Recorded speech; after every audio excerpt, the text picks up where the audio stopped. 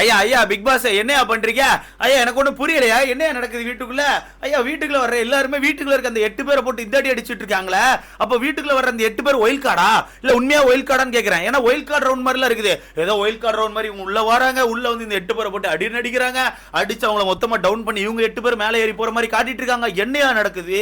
இல்ல என்ன நடக்குதுன்னு கேக்குறேன். முக்கியமா இந்த ஆர்னோன்னு ஒருத்தர் வீட்டுக்கு அனுப்பியிருக்கீங்களா, அந்த மனுஷன் என்னெல்லாமோ பேசுறாருயா, எதெல்லாமோ வார்த்தைகளை விட்டுட்டு இருக்காரு. எனக்கு சத்தியமா புரியல.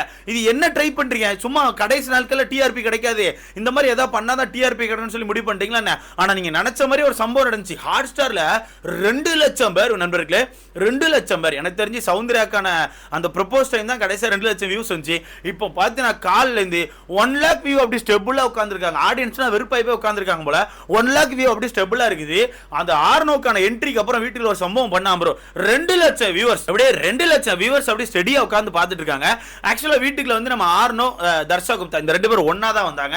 ஒன்னா வரும்போது 2 பேரும் ஒரு மாசா என்ட்ரி கொடுத்த மாதிரி என்ட்ரி கொடுத்தாங்க.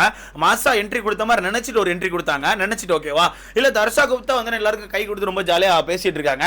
ஆர்னோ மட்டும் தான் அப்படி வந்தோன்னே வாங்கடா வாங்கடா டேய் என்னடா அவங்கள ஒரு கை பாக்குறேன்டான்னு சொல்லி யார்ட்டையும் பெருசா பேசவே இல்லை. ஒரு மாதிரி இப்படி கை இப்படி வணக்கத்தை போட்டு இப்படி நேரா நடந்து உள்ள போயிட்டான். உள்ள போகும்போது அவங்க ஃபேட்மேன் அவர்கள் வராங்க. ஃபேட்மேன் கை கொடுத்துட்டு இருங்க இவங்களெல்லாம் வச்சு இன்னைக்கு செய்யற இந்த ஜால்ரா பாய்ஸ்க்கு ஒரு சம்பவம் இருக்குன்னு சொல்லிட்டு போறான்.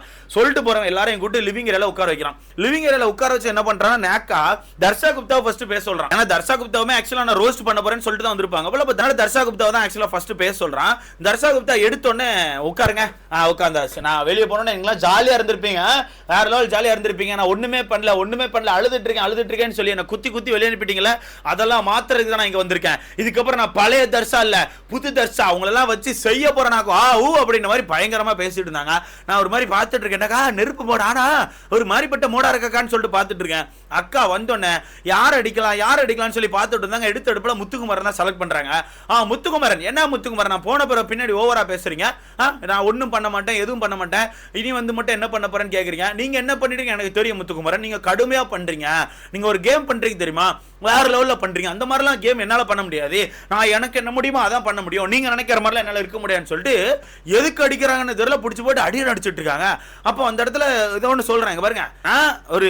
ஒரு டாஸ்க் கொடுத்துருக்காங்க, அந்த டாஸ்க்கு காண்டி பண்ணிருக்கேன் ஓகேவா. நான் என்ன கொடுத்துருந்தேன்னா இதுக்கு முன்னாடி எதுவுமே பண்ணல, இனி வந்து மட்டும் என்ன பண்ணிட போறீங்க அந்த மாதிரி கேட்டேன். இதுல எனக்கு எதுவும் தப்பா தெரியல, நான் ஓப்பனா தான் கேட்டேன். அப்படிங்கும் போது அதான் இனி பாப்பீங்க நான் யாருன்னு சொல்லி இனி பாப்பீங்க, இனி வச்சு செய்யறேன் பாருங்க அவங்களன்னு சொல்லிட்டு பயங்கரமா பேசிட்டு இருக்காங்க.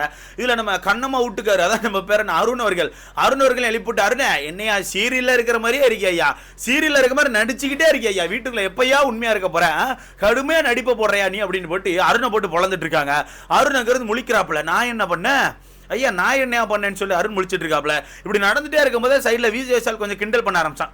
விஜய் ஒரு மாதிரி கிண்டல் பண்ணி அப்புறம் மேடம் அந்த ஆப்பிரிக்கா ப்ராஜெக்ட்ல எப்படி போயிட்டு இருக்கு அப்படின்னு மாதிரி கிண்டல் பண்ணிட்டு இருக்கும்போது டக்குன்னு தர்ஷா டென்ஷன் ஆயிட்டு ஆப்பிரிக்கா ப்ராஜெக்ட்லாம் இருக்கட்டே சரியா, ஆப்பிரிக்கா ப்ராஜெக்ட்லாம் இருக்கட்டே, நீங்க சூப்பரா ஒரு ப்ராஜெக்ட் பண்றீங்க இந்த வீட்டுல, வேற லெவல்ல ஒண்ணு பண்றீங்க, ஒரு கேம் பண்றீங்க தெரியுமா, ஒரு 2 பேரை சேர்த்து வச்சு சூப்பரா பண்றீங்க, நான் பண்ணி அந்த ஆட்களை வெளியே அனுப்பிட்டீங்கல்ல, இதான் உங்க ஸ்ட்ராட்டஜியா, இதான் உங்க கேமா, இதான் உங்க கண்டென்ட்டான்னு சொல்லிட்டு விஷால போட்டு அடிக்கிறாங்க.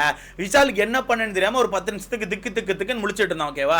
இல்ல முத்துக்குமரனுக்கு அந்த ஒரு கண்டென்ட் ஏத்துக்க முடியாது. முத்துக்குமரன் எந்திரிச்சு இங்க பாருங்க தர்ஷா நான் இதுக்காண்டி தான் பேசினேன் இப்படி தான் பேசினேன், திருப்பி தர்ஷா என்ன நினைச்சாங்கன்னு தெரியல, நான் எல்லாம் பார்த்துட்டேன், நீங்க என்கிட்ட நடிக்காதீங்க, நான் போன அப்புறம் பின்னாடி என்னென்ன பேசினேன் எனக்கு தெரியும், நான் இருக்கும்போது கையால சமைச்சதை நல்லா சாப்பிட்டுட்டு நான் தள்ளி போனே பின்னாடி போய் என்ன சொல்றீங்க அவ இதை போட்டா அதை போட்டான்னு கிண்டல் பண்ணிட்டு இருக்கீங்களா, நல்லா பண்றீங்க, உங்களோட இதே தானே, ஒருத்தர் டவுன் பண்ணி தான் நீங்க மேல வருவீங்க, டவுன் பண்ணி மேல வர்றது உங்களுக்கான இதுன்னு சொல்லிட்டு முத்துக்குமரனை பிடிச்சி அடிச்சிட்டு இருக்காங்க ஓகேவா. முத்துக்குமரனை பிடிச்சி அடிச்சிட்டு இருக்காங்க. ஆனா இதுல ஒரு விஷயத்தினால கவனிக்க முடிஞ்சு சௌந்தர்யா மட்டும் கூட்டு சௌந்தர்யா நீ சொல்ல குட்டி சௌந்தர்யா கியூட் அடி அப்படிங்காங்க, பவித்ரா கூட்டு நீ ஓகே தான் அப்படிங்கிறாங்க, ஜாக்லின் கூட்டு நான் முன்னாடியே சொன்ன மாதிரி தான் நீ ஓகே அப்படிங்கிறாங்க. இந்த மாதிரி ஒரு சில பேரை மட்டும் விட்டுட்டு மத்த ஆட்களை பிடிச்சி வெளுவெளு வெளுத்து விட்டாச்சு. அடுத்தது ஆர்னோ என்ட்ரி, எப்படியே ஆர்னோ அவர்கள் நான் பேசுறேன்னு சொல்லி எந்திரிச்சு வந்துட்டாப்ல. அப்பவே நினைச்சேன் ஃபயர் மோட் ஆண்ட்ரா என் தலைவன் அடி பிரிக்க போறான்டான்னு சொல்லிட்டு ஆன்னு பார்த்துட்டு இருக்கும்போது என் தலைவன் வந்தோன்னு என்ன டைலாக் கேட்டான்னு தெரியுமா, அந்த ஒருத்தன் இருப்பான்ல அவன் எங்க, ஆமா அந்த வளர்ந்த ஒருத்தன், ஆமா அந்த சௌந்தர்யா வந்து கீழே உட்கார்ந்துருக்கும் கூட அந்த எஜுகேஷன் பத்தி எல்லாம் பெருசா பேசினானே, அதான் அந்த சட்டை எல்லாம் சுத்தோனே அந்த ஷர்ட்லெஸ் காய் அவன் எங்க அவன் வெளியே போயிட்டானே என்னன்னு சொல்லிட்டு ஒரு மாதிரி நக்கலா கேட்கறாப்ல. அப்ப இங்க இருந்து எல்லாம் சத்யா எவிக்ட் ஆயிட்டாங்க, நீங்க ஷோ பார்க்கல என்னன்னு சொல்லி எல்லாரும் கேட்கறாங்க. அதுக்கு ஒரு ஆன்சர் பண்ண மாட்டேங்காரு, ஏன்னா ஷோ பார்க்கலங்கிறதுக்கு ஆன்சர் பண்ணா ஐயோ நம்ம அவுட் அப்படிங்கறத கண்டுபிடிச்சிருவான்னு சொல்லிட்டு அதுக்கு ஆன்சர் பண்ணாம அடுத்தது இந்த நோண்டிக்கிட்டு தடவிக்கிட்டு ஒருத்தன் சுத்துவான் அந்த பையன், ஆமா அந்த பையன், அவன் எங்க ஜெஃப்ரி அவன் எங்கன்னு சொல்லி கேட்டானு வீட்டில் இருக்க பூரா பையன் ஷாக் ஆயிட்டானோ. ஷாக் அப்படிங்கிறதுல வெறுப்பாயிட்டான். ஏன்னா தப்பானா இது ப்ரோ, ஷர்ட்லெஸ் கைன்னு சொல்லும் போது கூட ஓகே சட்டை இல்லாம சுத்துறான் ஒருத்தன் சொல்லி அதை கடந்து போயிடலாம்னு வச்சுக்கோங்களேன். கடந்து போக கூடாது. அங்க வெறுப்பு. சத்யா வெளியே வெறுப்புல இருப்பாரு.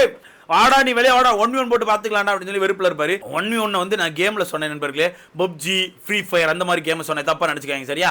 அந்த மாதிரி இருக்குமா நான் ஜெஃப்ரியை பத்தி சொன்ன விஷயங்கள் தப்பு. நோண்டிட்டு சொரிஞ்சுக்கிட்டு தடவிக்கிட்டு அப்படிங்கிறது ரொம்ப தப்பு. அது வந்து அவனை மட்டும் தப்பா சொல்ல. அப்ப அந்த வீட்டுக்குள்ள அவன் யார் யாருக்கிட்டலாம் பழகுனானோ அந்த ஆட்கள்லாம் அந்த பொண்ணுங்கள்லாம் ஜெஃப்ரியை வந்து அதுக்கு வந்து ஸ்பேஸ் கொடுத்த மாதிரி ஆயிரும். அப்ப பொண்ணுங்களை அவன் தப்பா பேசுற மாதிரி ஆயிரும். எல்லாரும் கொந்தளிச்சாங்க.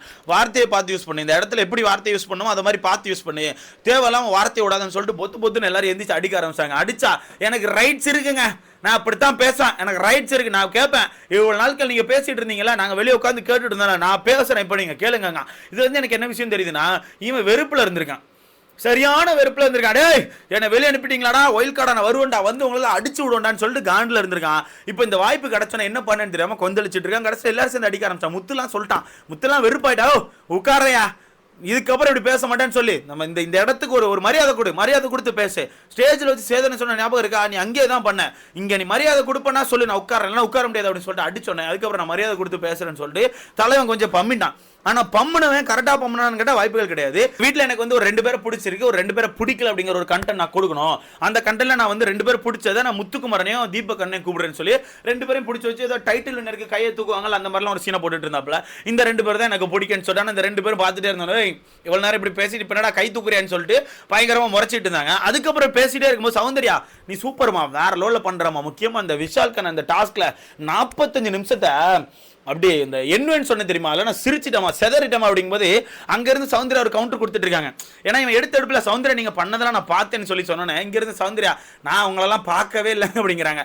ஆனா கடைசியில தான் பார்த்தா தெரியும் சௌந்தர்யா நல்லதான் சொல்ல வந்திருக்கான். அந்த 45 நிமிஷங்கள் ரொம்ப ஃபன்னா இருந்துச்சு, நான் நல்லா என்ஜாய் பண்ணேன்னு சொல்லிட்டு இருக்காங்க. அடுத்த ஜாக்லின் நீங்களும் சூப்பரா பண்றீங்கன்னு சொல்லி சொல்றாங்க. 2 பேரையும் விட்டுட்டு அடுத்ததான் ஜால்ரா பாய்ஸ் உங்ககிட்ட தான் வரேன்டா விஷாலே, அந்த ஒரு 2 பேரை லவ் பண்ண மாதிரி சுத்திட்டு லவ் பண்ற என்னடா பண்ற, லவ்வா ஏதோ கண்டென்ட்லாம் பண்ணியாடா, அது லவ்வா என்னடான்னு சொல்லிட்டு கேட்கும்போது விஷால் டென்ஷன் ஆயிட்டான். என்னன்னு ஓப்பனா கேளுங்க, என்னது லவ்வா ஃப்ரெண்டான ஓப்பனா கேளுங்க, யாருன்னு கேளுங்க அப்படிங்க. இல்லடா 2 பேர் கூட சுத்தினல, அந்த 2 பேர் என்னது லவ் பண்றியா இல்ல என்னது ஃப்ரெண்டா, ஃப்ரெண்டுன்னு சொல்லி சுத்தின லவ் பண்ற மாதிரி இருக்கு, யாரதான் லவ் பண்ற அப்படின்னு சொல்லி நோண்டி ஒரு மாதிரி கேட்டுட்டு இருக்கான். கேட்க விஷால் டென்ஷன் ஆயிட்டான். எப்படி கேட்க விஷால் டென்ஷன் ஆயிட்டியோ, கேளியா யார சொல்றியா, 2 பேர் யாரையா நீ ஓப்பனா கேள்வி, அவ்வளவு தைரியமா பேசுறல நீ ஓப்பனா பேசு அப்படின்னு டப்புனு சொல்லிட்டான். அன்சிதாவையும் தர்சிகாவையும் தான் சொல்றேன், இந்த 2 பேரையும் தான் இது பண்ணி சுத்திட்டு இருந்தேன், சொல்றா யார லவ் பண்ற என்ன கதை அப்படிங்கும்போது இவன் கடுப்பாயிட்டான். நான் யாரை லவ் பண்ணா உனக்கு என்ன பிரச்சனை, 2 பேரும் உன்ட்ட வந்து ஏதாவது பேசினாங்களா, இல்ல நீ கிளம்பு தேவையெல்லாம் பேசாதுன்னு சொல்லி சொன்னேன். இவன் இங்க இருந்து இல்லடா கேட்டேன், லவ் பண்ணா சொல்றா எதனா சொல்லு தெரிஞ்சுக்கணும்ல அதனால கேட்டேன் அப்படிங்கும்போது டப்புனு ஒரு கவுண்டரை கொடுக்குறான். என்ன பண்ணா உனக்கு என்ன, ஆமாயா லவ் பண்றியா, கல்யாணத்துக்கு பத்திரிக்கை அடிப்பேன், பத்திரிக்கை அடிச்சா பத்திரிக்கை கொடுத்து அனுப்புறேன், கல்யாணத்துக்கு வா சரியான்னு சொல்லிட்டு இவன் ஆப்போசிட்ல இருந்து கவுண்டர் கொடுத்துட்டு இருக்கான். அந்த விஷயங்கள் கொஞ்சம் எக்ஸ்ட்ரீம் தாண்டி போற மாதிரி போகுது. ஏன்னா அது தேவையில்லாத வார்த்தை. வீட்டுக்குள்ள இல்லாத 2 பொண்ணுங்களை பத்தி இந்த இடத்துல பேசவே கூடாது. என்ன பொறுத்தவரைக்கும் வீட்டுக்குள்ள இல்லாத ஆட்களை இந்த இடத்துல நீங்க பேசவே வேணாம். ஏன்னா நீங்க அப்படி பேசுனீங்கன்னா அந்த ஆட்களை வச்சு நீங்க மைலேஜ் எடுக்கிற மாதிரி ஆயிரும். ஓகேவா, லிட்டரலி நீங்க அப்படிதான் பண்ணிட்டு இருக்கீங்க. திருப்பி விஷால் நோன்றது எனக்கு அப்படிதான் ஃபீல் ஆகுது. விஷாலுக்கு அட்வைஸ் கொடுக்கலாம், ஆனா அந்த பொண்ணுங்களை எடுத்துட்டு வந்து விஷாலை திருப்பி கனெக்ட் பண்ணி பேசுறது டிஃபரெண்டா போகும். ஓகேவா, அப்ப இந்த இடத்துல பேச அது ஒரு வித்தியாசமா விட்டு அருணை பிடிச்சு நோன்றாப்ல. அருணை பிடிச்சி அருண் வந்து இப்படித்தான் நான் அந்த வீட்டை விட்டு வெளியே போன பிறகு நிறைய விஷயங்கள் பார்த்தேன், என்கிட்ட ஒன்று சொன்னேன், ஹீரோடா நான் சீரியல்ல ஹீரோ, நீ ஹீரோனா நான் ஹீரோ இல்லையான்னு சொல்லி சொன்னேன். அதே மாதிரி தான் தீபக் அண்ணன் பார்த்து பேசியிருக்கேன். அந்த மாதிரி விஷயங்களை கொஞ்சம் கட்டுப்படுத்திக்கோ, உனக்கு தலகணம் இருக்க மாதிரி இருக்குது. ஒருத்தர் பேசும்போது டக்குன்னு கோபப்பட்டு வார்த்தைகளை விட்டுற, தலகணம் உனக்கு அதிகமா இருக்குது, அதை கொஞ்சம் பார்த்துக்கோன்னு சொல்லிட்டு பயங்கரமா அட்வைஸ் கொடுக்குறாப்ல. இதுல கடைசியில் அருண் வச்சு மொக்க செஞ்சு விட்டான். அருண் பயங்கர மொக்க பண்ணி விட்டான். அருண் மட்டும் இல்ல, வர்ஷினி அதுக்கு மேல. வர்ஷினி எந்திரிச்சு உடனே அந்த ஷர்ட்லெஸ் காய்னா சொல்லாத, சட்டை போடாத அவன் விருப்பம், அவன் இஷ்டத்துக்கு பேசிட்டு இருக்காது சரியா அப்படிங்குமா. நான் தப்பா சொல்லமா, நான் என்னமா தப்பா சொல்றேன், சட்டை போடாதெல்லாம் அவனோட இஷ்டமா, அவனோட இஷ்டம், நான் எதுவும் தப்பா சொல்ல. நான் வந்து அது பார்க்க நல்லா இல்லலாமா, இந்த இடத்துக்குன்னு ஒரு மரியாதை இருக்கு, அந்த அது நல்லா இல்லலாமா அப்படிங்குமா. எல்லாரும் சேர்ந்து பிடிச்சிக்கிட்டா, நீ மரியாதை பத்தி பேசுறியா, ஏண்டா வந்தோன்னா ஒருத்தன் நோன்றான் தடவுறான்னு சொல்லிட்டு இருக்கு, அதெல்லாம் உனக்கு தப்பா தெரியலான்னு சொல்லிட்டு எல்லாரும் சேர்ந்து அடிச்சோன்னே தலைமை அப்படி கண்டென்ட் அப்படி தாவ ஆரம்பிச்சான். அப்படியே டாபிக் தாவி கூச்சு போயிட்டு இருக்காப்ல. கடைசியில் அருண் தான் செமையா செஞ்சுட்டான். அருண் ஒன்னே ஒன்று தான், நீ ஜால்ரா பாய்ஸி சொம்புன்னு எல்லாம் சொல்ற, அதெல்லாம் ஓகே, நான் ஒன்று சொல்றேன், கொஞ்சம் இந்த ஏத்துக்கிற மனப்பான்மையை கொண்டு வா. ஓகே, அந்த ஏத்துக்கிற மனப்பான்மையை வச்சுக்கோ. அப்பதான் வீட்டுக்குள்ள என்ன நடந்தாலும் இல்ல வெளி உலகத்துல என்ன நடந்தாலும் அதை நம்ம ஏத்துக்க முடியும். அந்த ஏத்துக்கிற மனப்பான்மை இல்லாம சுத்தினா இப்படிதான் ஏதாவது யோசிச்சுட்டே இருப்பேன். 92 நாட்கள் இந்த வீட்டுக்குள்ள இருந்து நான் ஒரு விஷயத்தை கத்துக்கிட்டேன்னா அது ஏத்துக்கிற மனப்பான்மை தான். அதை நீ தயவுசெய்து எடுத்துக்கோ. ஓகேவா? அது இருந்துச்சுன்னா ரொம்ப நல்லா இருக்கும். வேணா ட்ரை பண்ணி பாருங்க, செம்மையா இருக்கும்னு சொல்லிட்டு வச்சு செய்ன்னு செஞ்சுட்டான். செஞ்சா கடைசியில ஒரு 2-3 டைலாக் விடுறான். என்ன டைலாக் விடுறான் தெரியுமா? சிம்பிள் தான், சிம்பிள் ப்ரோ, ஒண்ணுமே இல்ல. ரெண்டே டைலாக். ஒன்னு விஷால்ட்ட ஒன்னு சொல்றான், நான் இருக்க போற இந்த 2 வாரங்கள்ல முடிஞ்சா நீ வந்து எனக்கு ஆப்போசிட்ல ஏதாவது கருத்து இருந்துச்சுன்னா என் கண்ணை பார்த்து எனக்கு நேரா வந்து பேசு, சரியா? பின்னாடி போய் பேசாத. நீ 24 பின்னாடி போய் தான் பேசிட்டு இருக்க. பட் இப்போ ஒன்று சொல்றேன், முடிஞ்சா எனக்கு முன்னாடி பேசு. அது உனக்கு ஒரு ஓப்பன் சேலஞ்சா கொடுக்குறேன். அது மட்டும் இல்லாம உங்க இந்த ஜால்ரா பாய்ஸ் இருக்கீங்களா, உங்க ஜால்ரா பாய்ஸ் கண்ணுக்குள்ள விரல விட்டு ஆட்ட தான் வந்திருக்கேன், கண்டிப்பா ஆட்டுன்னு சொல்லிட்டு பயங்கரமா பேசுவான். அதுக்கு அருண் அங்க இருந்து, நீ விரல விட்டு ஆட்டுவியா, அதுக்கு நான் ஒரு சேலஞ்ச் கொடுக்குறேன், முடிஞ்சா ஆட்டி பாடுறா, விரல விட்டு கண்ணில் ஆட்டுறியா மூக்கில் ஆட்டுறியா ஆட்டி பாடுறான்னு சொல்லிட்டு சேலஞ்ச் கொடுக்கும். மொத்தத்தில் சேலஞ்சா கொடுத்து ஒரு மாதிரி சண்டையை போட்டுக்கிட்டானுவ. ஆனா இதுக்கு 2 லட்சம் வியூவர்ஸ் நண்பர்களே வேற லெவல்ல போச்சு. ஒரு மாதிரி ஃபயர் மூவ்மெண்ட் ஆக்கிட்டாப்ல. ஒரு மாதிரி வீட்டுக்குள்ள பிக் பாஸ் ஏதோ ட்ரை பண்றாரு தெரியும். இந்த இது எனக்கு என்னன்னா, இந்த சீசன்ல ஒரு 6 வைல்ட் கார்டு விட்டீங்களா, அந்த டைம் கூட இவ்வளவு ஹைப் இல்ல, அந்த டைம் கூட இவ்வளவு கண்டென்ட் இல்ல. கடைசி வாரங்கள்ல உட்காந்து இவ்வளவு கண்டென்ட் கொடுக்குறீங்க தெரியுமா, வேற லெவல் போங்க. இதை பத்தி உங்களுக்கான கருத்துன்னு சொல்லி மறக்காம கமெண்ட்ல போடுங்க, பாப்போம் யார் கண்ணில் விட்டு வரலாற்றுறாரு.